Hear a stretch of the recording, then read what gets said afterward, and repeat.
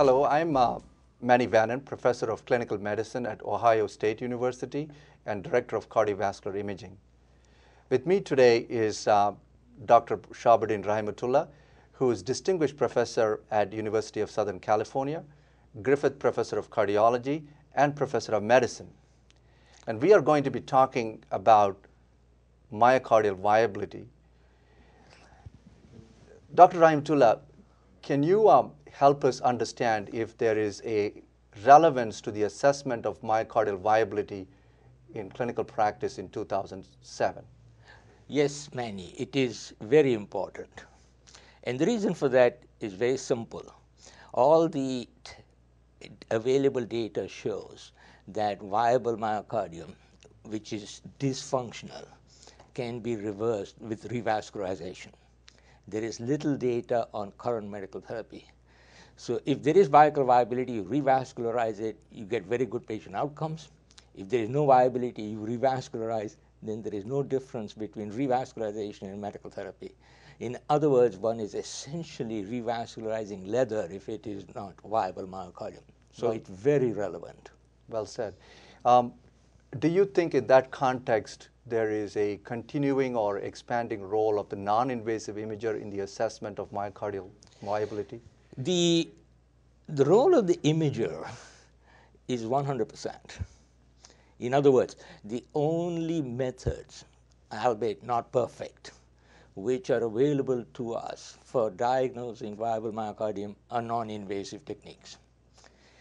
They are going to expand as we have newer imaging techniques, more expertise in the current imaging techniques, more role into seeing what is the incremental value of another test. So it's going to be an increasing role. And the article that you are the lead author on, which is appearing in JACC Imaging, titled Chronic Ischemic Left Ventricular Dysfunction, Importance of Imaging in Clinical Practice, how does that fill a gap or need for the clinical practitioner? Well, there are three parts to it, if one may think about it. The first is outlaying the clinical problem. When does this occur? What is the data that it is beneficial to revascularize? Who should be revascularized? So there's a clinical end introduction, if you might so on.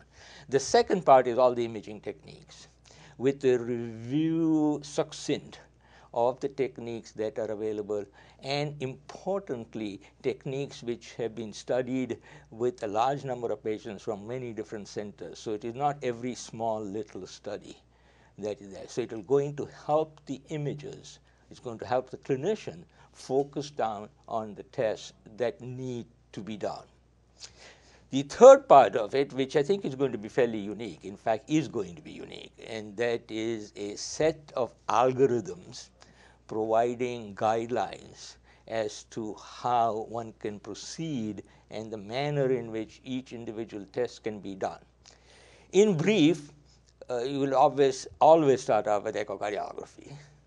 Then the second level that is available is, of course, SPECT imaging. Then we have positron emission tomography, and then finally we now have CMR. So each of those will be helpful. What is going to come out in the review of the test and the algorithm is that there is no single test and there is no perfect test, because the pathophysiology of viable myocardium in the dysfunction is fairly complex, and there is no single test that will give you the answer to this complex pathophysiologic structure that happens. The article will provide very specific algorithms which can help the clinicians along.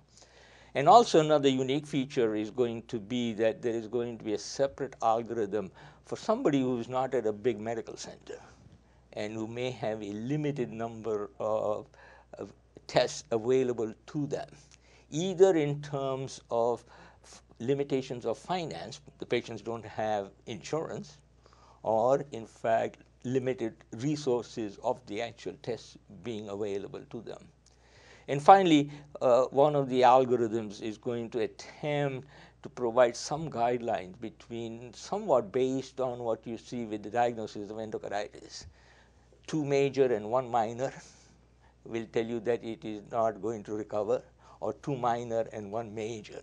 This is the first such attempt which will lay out from the beginning, when you've done these tests, what are the probability of improving function or not improving function. Thank you. I'm pretty sure it is a comprehensive piece on the subject, and thank you for making the effort and leading the effort.